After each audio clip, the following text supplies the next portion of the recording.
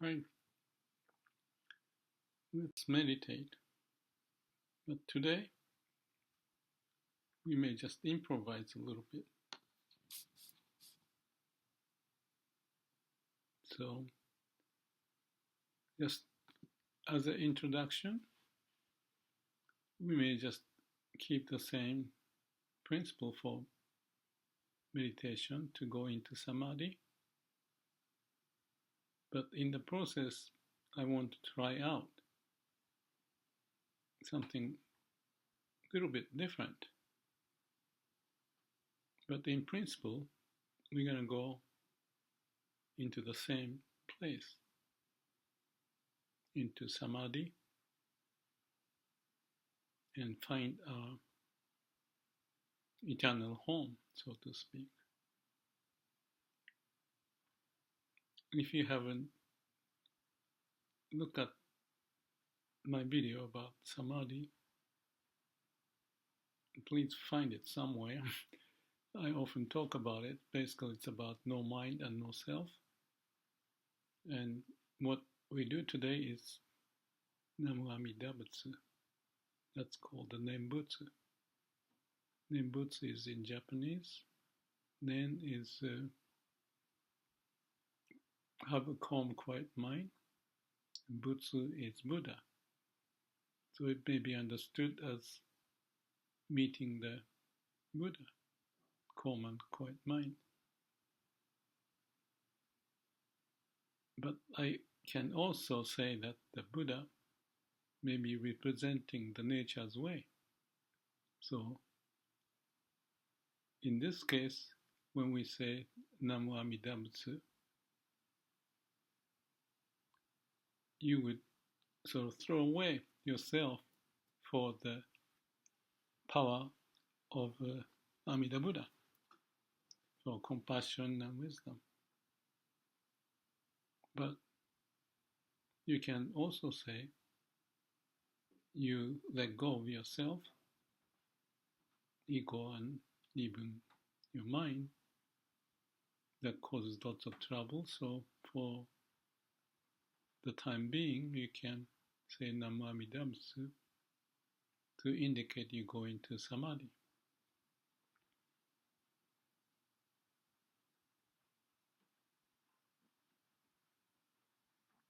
It's like an anchoring mechanism. So, in principle, you get to the same Samadhi state, but you may be able to find that as if meeting the power of nature, the origin of where we came from, the core of our being. So when we focus on breathing, I put some words on the other video that many Myokonin Shin Buddhism point the breathing is critical to meet, so to speak, the Amida Buddha, for Amida to take over. And you are gone and filled with infinite light, they may say, or compassion, or wisdom. That is the ball of Amida Buddha. And you just to say Nenbutsu, Namu-Amida-Butsu. Or you can not say in word, but just picture in your mind.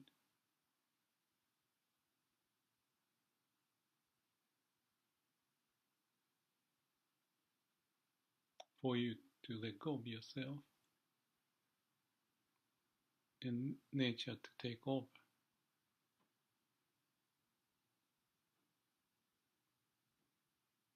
You may think taking over is a strong word, you can take it that you are born because of the way of nature.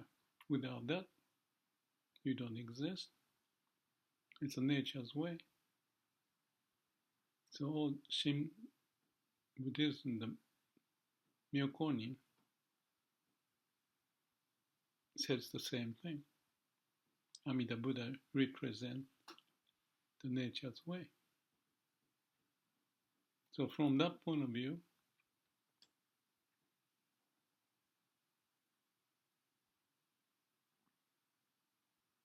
Shin Buddhism has a connection to Zen, at least for the purpose of our talk here.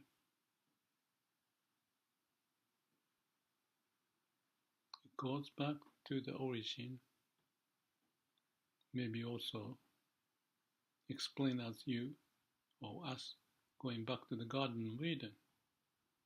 Before we eat the fruit of knowledge, and therefore there's no you and me, good and bad, right and wrong, the original state that you can experience. So when you experience in the state of Samadhi, or in meditation as we do here, that's essentially maybe called as nirvana.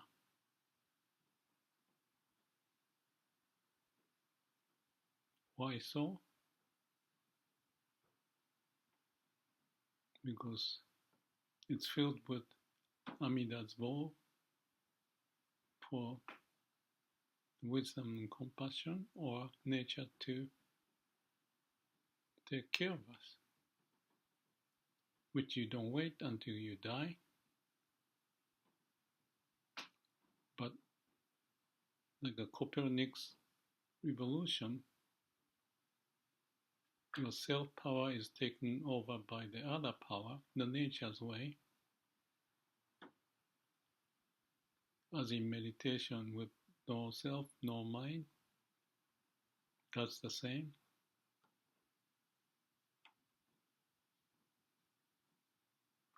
You are filled up with the light or energy of Amida, or liveliness of nature's way.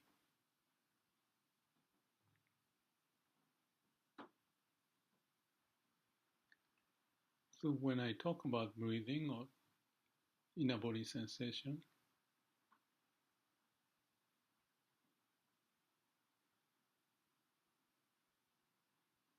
the sense of a vibration of cells on your skin or inside or across your body that you may or may not feel, but when you are really connected to that core of our being, you find that inexpressible sense of bliss,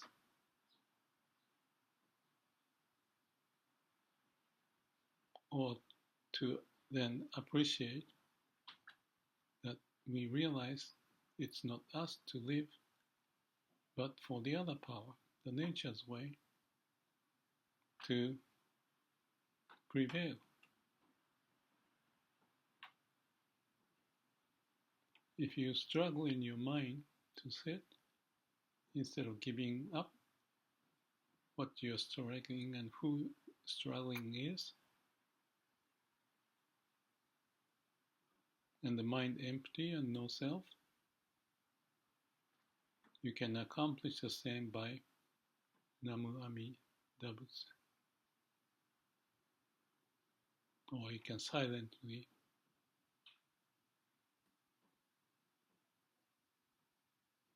take over, be taken over by the way of nature, or simply go back to the Garden of Eden. Therefore, no mind, no self, no good and bad. The eternal home where we came from.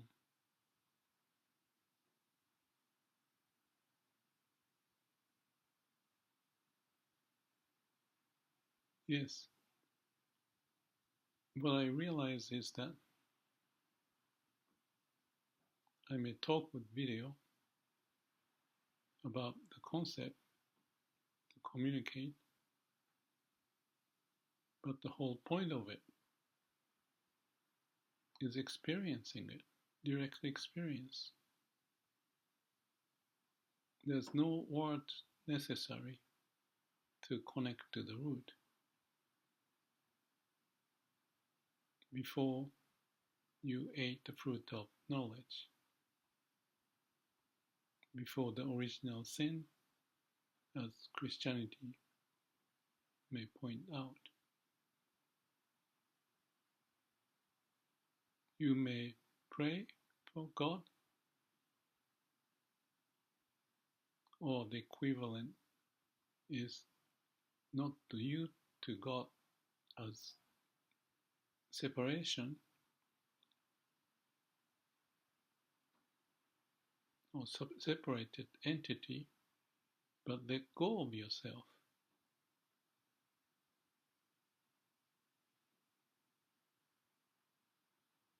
Let go of the words and logic. The original state before the separation was made. That's what it is. And the interesting thing is that we can experience when we let go of ourselves with no mind. So breathing may represent that nature's way, because without breathing you cannot live. You inhale the air, oxygen, so the source of energy is flowing into our body, and that goes spreading out into our body cells through all the mechanism and blood circulating from the lung on. And then you exhale and inhale again and exhale again.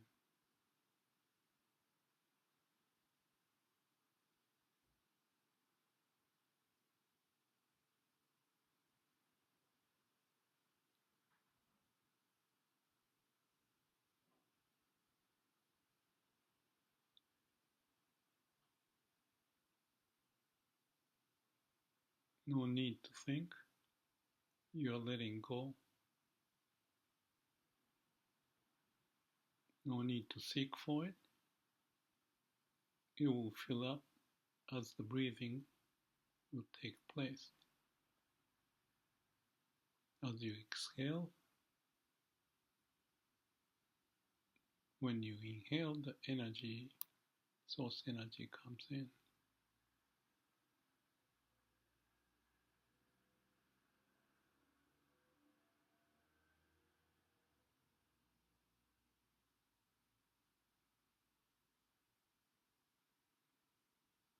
So let's call that, for our sake, for communication, basically Samadhi and Namu-Amida-Butsu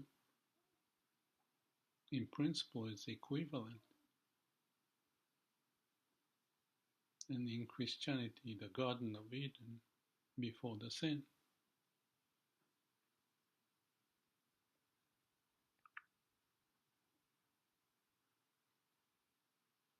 But no need to think, because thinking is just a representation of some state And if we are in that state before the separation of good and bad, right and wrong, and so forth, you are at the state where nature's law take place. That's your eternal home.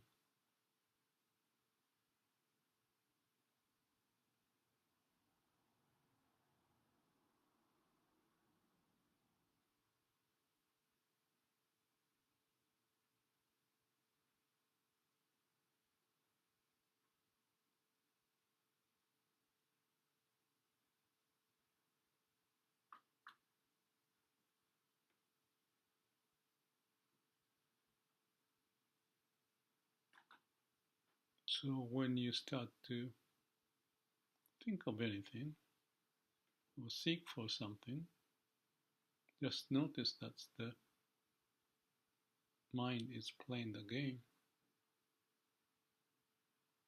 like waves or ripples on the ocean. But at the core of your being is the ocean itself.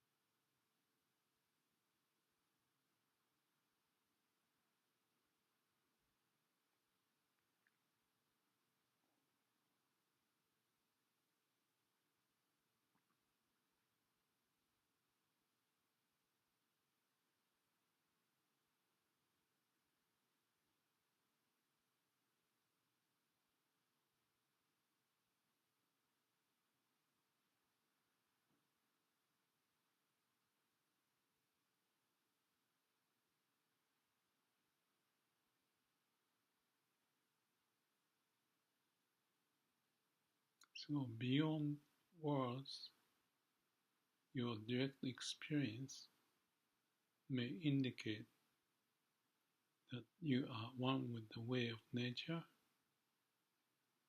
and you may experience the energy, aliveness, vibration, and whatever is happening as you accept everything.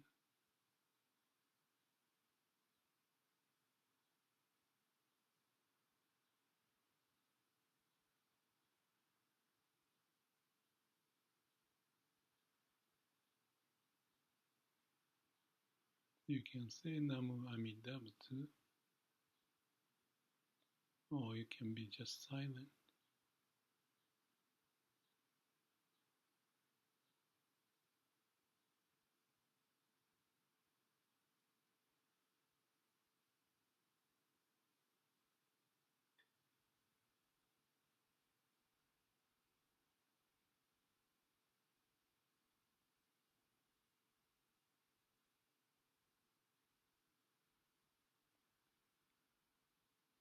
So let me suggest, I may want to keep doing this in the next meditation session, to repeat and see what happens.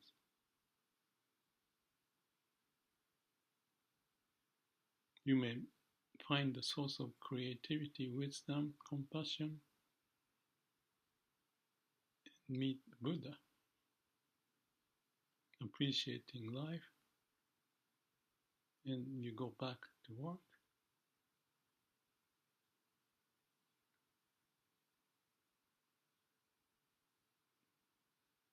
we meet again. Thank you for joining. Have a good morning, good day, good evening, good night.